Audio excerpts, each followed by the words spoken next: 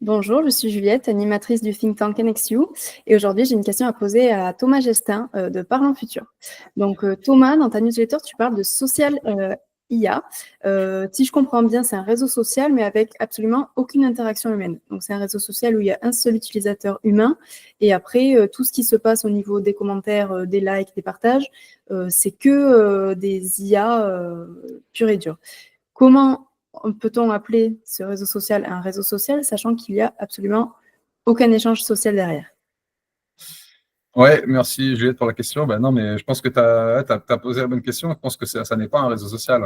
Alors, voilà, on parle d'une startup, d'un projet de startup qui s'appelle Social AI. Je pense que c'est plus alors, l'histoire ne le dit pas exactement, mais je pense pas que ce soit un projet sérieux. Je pense que c'est plus une blague ou un projet qui est lancé comme ça. Voilà, c'est pas une startup qui veut lever des fonds ou autre.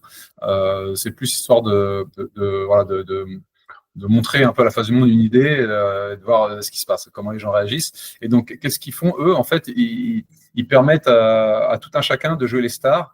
Voilà, donc on se crée un compte, mais quand on se crée un compte, derrière, effectivement, on ne va pas interagir avec des êtres humains, mais on va avoir d'office comme ça des millions de followers. Alors, en tant que voilà, fausse star, tu vois, on peut choisir quel genre de followers on veut. Est-ce qu'on veut des trolls? Est-ce qu'on veut des gros geeks? Est-ce qu'on veut voilà, on peut choisir des catégories de fans. On peut même choisir plusieurs catégories. Puis après, voilà, le système va nous générer des centaines de milliers, des millions de fans. Et l'idée, c'est qu'en fait, dès qu'on poste quelque chose, bah voilà, on a tous nos groupies ou nos fans, nos critiques qui se mettent à discuter, à commenter ce qu'on a dit et à échanger même entre eux sur ce qu'on a dit. Donc, c'est complètement fake, évidemment, mais c'est le but, c'est assumé et ça utilise l'IA. C'est ce que permet de faire l'IA. Et donc, ça donne un espèce de semblant d'activité à ce qu'on fait, alors qu'il ne se passe rien. Et alors voilà, je pense que c'est une grosse blague et ça fait un peu la une dans certains médias et je pense que ça va disparaître aussi vite que ça a été partagé. Mais en fait, ça en dit long aussi sur, je pense, euh, comment dire, l'ère de notre temps, où est-ce qu'on se situe, même au niveau social, au niveau psychologique. En fait, ce que je trouve original, c'est que à l'inverse, Meta avait essayé de permettre aux stars, aux vraies stars, d'utiliser l'IA, non pas pour générer des faux fans, mais pour répondre à la place de la star aux fans. L'idée, c'était que moi, je suis fan de telle star ou de tel acteur ou de telle personne. Évidemment, quand je commente, bah, la star, elle ne peut jamais répondre parce qu'elle n'a pas le temps, elle ne peut pas répondre à des millions de fans. Mais peut-être que si la star laisse une IA qui va répondre un peu à son image avec sa façon de faire, va me répondre à moi, bah, ça va me suffire. Donc, ils avaient lancé cette fonctionnalité. Et en fait, c'était un énorme flop.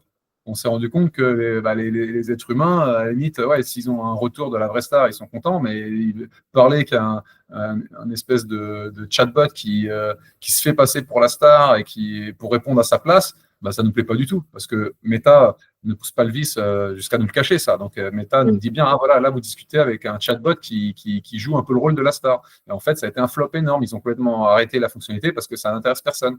Mais à l'inverse, voilà, on a quelqu'un qui lance un projet où on inverse complètement les rôles. C'est moi en tant que nobody, entre guillemets, je peux devenir une star et je vais créer ma légion de fake followers qui vont discuter entre eux. Et donc c'est plus une blague qu'autre chose, j'imagine, mais ça en dit long peut-être sur je sais pas moi, l'ego ou l'état d'esprit de certains internautes, voilà, qui ne veulent pas dialoguer avec le chatbot d'une star, mais qui à la limite veulent bien avoir des fake followers eux-mêmes pour passer pour une star. Bon, ça, on inverse un peu les rôles et ça devient tout et n'importe quoi. En tout cas, là, c'est juste aussi un exemple d'expérimentation qui peuvent être faites très rapidement en ligne grâce à l'IA. Aujourd'hui, on peut lancer un projet comme ça très vite, même un individu, il a dû bricoler ça. Alors, il faut s'éclairer un tout petit peu, mais après, en fait, on assemble des briques existantes pour mettre au point un site comme ça très vite, qui va utiliser l'IA justement pour générer les conversations voilà, en réponse à ce que j'ai dit, et puis même entre faux fans entre eux. Et donc, voilà, un exemple d'expérimentation, et ce ne sera pas le dernier. Là, en l'occurrence, je pense que ouais, ça m'a l'air d'être voué à l'échec, cette histoire, mais je trouvais ça assez drôle, original quand même, juste pour qu'on en parle, effectivement. Ouais. Mais voilà, il faut garder l'œil aussi sur les autres expérimentations, les autres startups qui vont naître, qui vont essayer de profiter des large language models. Un créneau qui semble très porteur de startups sur les large language models, pour le coup, c'est inspire un peu de ce concept-là, mais c'est différent. C'est ce qu'ils appellent companionship. C'est en fait avoir un faux ami, alors soit juste un ami, voire même une petite amie, un petit ami.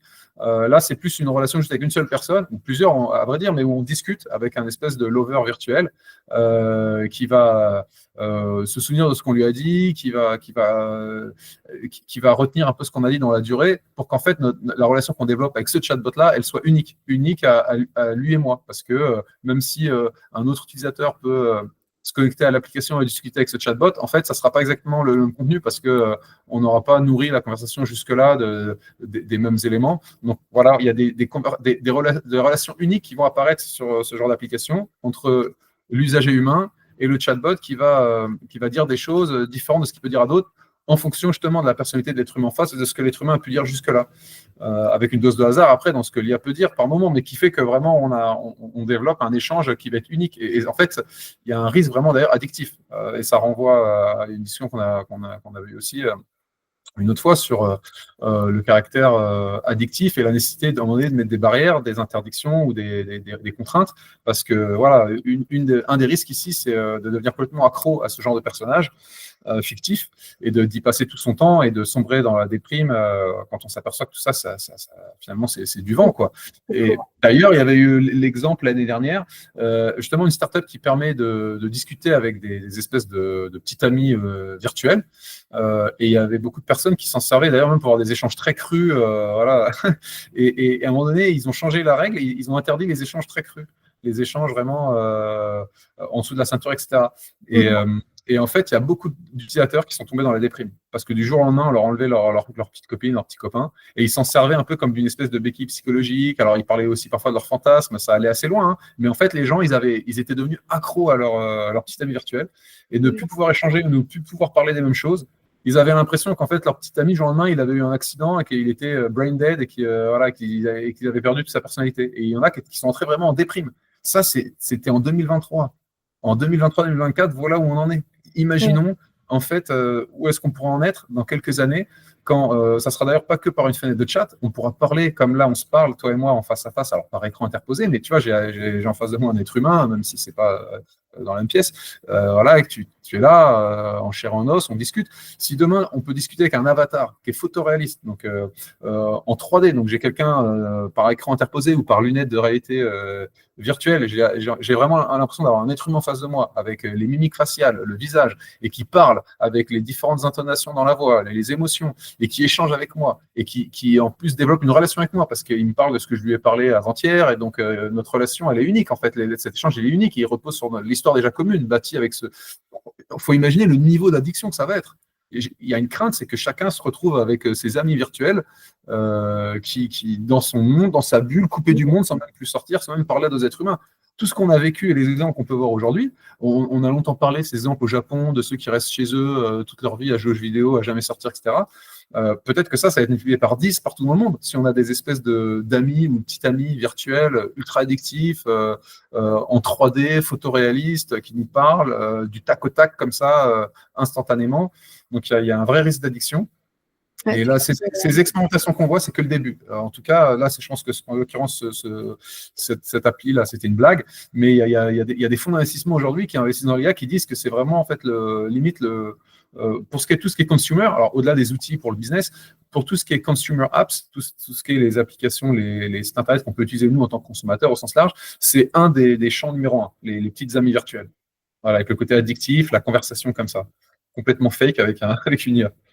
Ouais, ça fait un peu peur en fait. On va de plus en plus vers des interactions totalement via le digital et de moins en moins vers les vraies interactions sociales entre vraies personnes. C'est un peu inquiétant. Bah, c'est ça, parce que tant qu'on était dans un monde où tout se passait dans le monde physique, c'était difficile à copier.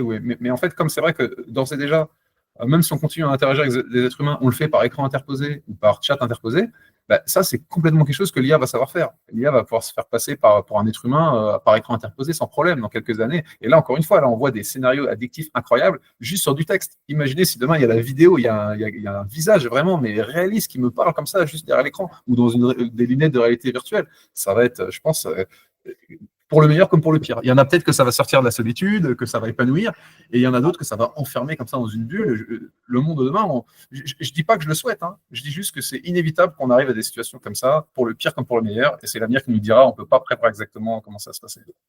Ouais. Bon, mais merci Thomas pour ta réponse. Bah, je t'en prie, merci Juliette.